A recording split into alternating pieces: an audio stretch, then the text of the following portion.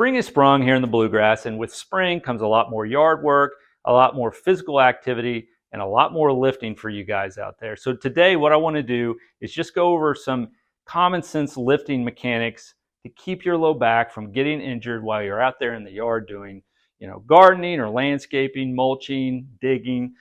Just some easy tips you can do to avoid really flaring up your low back. So the first concept I want to go over is keeping the weight close to your body. So whether this is a bag of mulch or it's a small tree or plants, or you're just lifting something out of the bed of your truck or your car trunk, the big thing that people run into problems with is they try to lunge forward and the weight is way too far from their body. So we've got like a 25-pound kettlebell there, and Jacob, you can see the kettlebell is well away from his feet. What I'd rather see him do is walk his feet to where it's underneath him and then stand up with whatever he's lifting. The reason why we want to do this is when the weight is close to your body, it's much, much lighter and easier to deal with. So if he holds this, just grab it like that. If he holds that against his chest, he's a strong guy. He's going to be able to hold that quite a while without much of an issue. If I make him straighten his arms,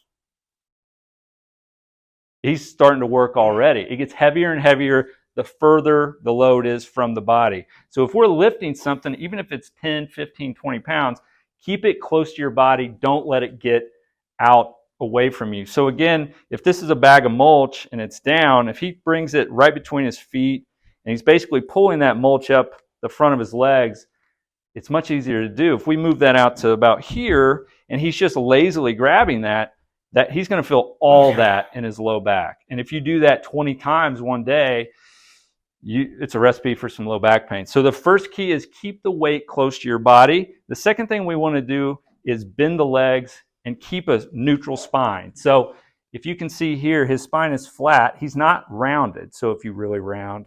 So if you're lifting in this position, this is another great way to injure your low back. So when people do this and they don't bend their knees and just come right up, he's going to tell you he feels that a lot more in his low back versus if he squats down, drops the butt down and the chest is high, the spine stays neutral. We are relieving the amount of stress on the low back. So the second key here is, what is your spine doing? Is it neutral or is it rounded? If you round with a weight of any kind, you're opening up the possibilities to injuring the low back versus dropping the butt down, keeping the chest as high as possible, head up, keeping the spine neutral as you get lifted up or lift your object up.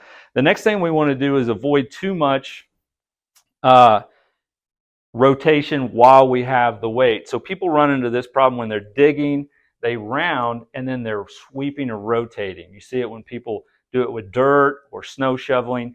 If you fully flex your spine with a load in your hand or a weight of some sort, and you're rounding to just toss your mulch or toss whatever it is one direction or the other, that puts a lot of strain on the low back. That can flare your back up. What I'd rather see you do is keep your spine neutral and then just turn your entire body and then sit it down wherever you want to be. So if you're somebody that flares the low back up quite frequently out in the yard, you need to be paying attention to these things because it sounds like common sense, but just the difference of him turning his body, keeping it close and sitting it down versus him just lazily rounding his body, rotating the weight, that makes a big difference to your low back.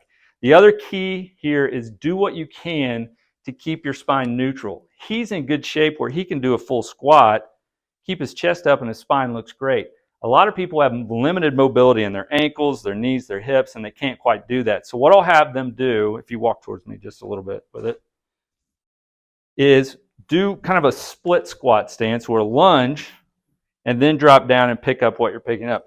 He can tell you it's much easier to stay upright in this position than it is this position. Some people just can't squat well, and if you go out and do it 50 times in your yard, it's a recipe for some low back pain versus staying upright, getting the weight. Again, it's right in the center of his body. It's close to him. He can keep it upright, stand right up, keep that weight close to his body, and then deliver it wherever he needs to. So the keys are keep the weight close to you, keep a neutral spine the best as possible, don't round your back, and then don't rotate while you've got whatever in your hands trying to pull it or push it one direction or the other. If you do those things, typically you can go out, do your yard work, do what you need to do without flaring up your low back.